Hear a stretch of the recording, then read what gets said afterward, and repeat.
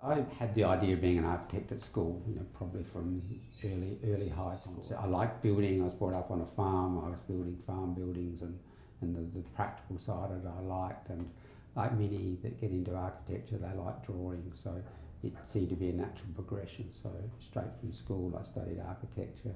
I've always been fascinated by the purity of a glass house. There were houses built in 1940s, classic ones, Farnsworth House, Philip Johnson's glass house. I really loved the effect of them as beautiful, pure, transparent structures in the landscape. So I've always been interested in that form, and my first opportunity to do it was for my own house, sort of, which I designed nearly 30 years ago.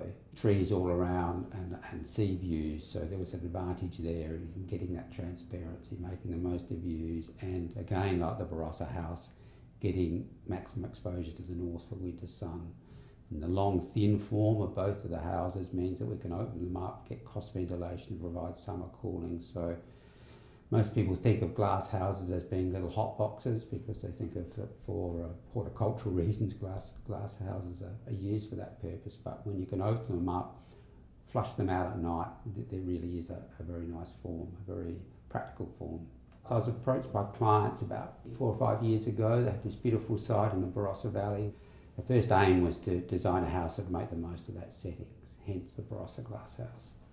My first visit to the site, to me, it was quite obvious where the best spot for the view was. The clients were a little bit worried because they'd had advice that we'd have trouble building in such a prominent position. It is a principle of letting the contours of the land strongly dictate the form of the building. Environmentally, it works quite well, this long, thin form, because we're getting a lot of north-facing windows that are allowing the winter sun to warm the house. And in summer, the long, thin form means you can open the windows and let cross-ventilation provide the cooling. So environmentally, it seems unusual that a long, thin shape could be ideal, but in this case it is.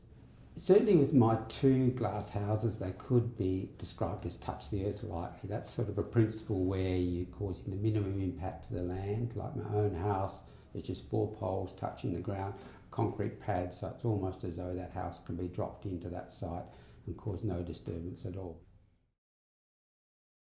I was really most interested in residential architecture.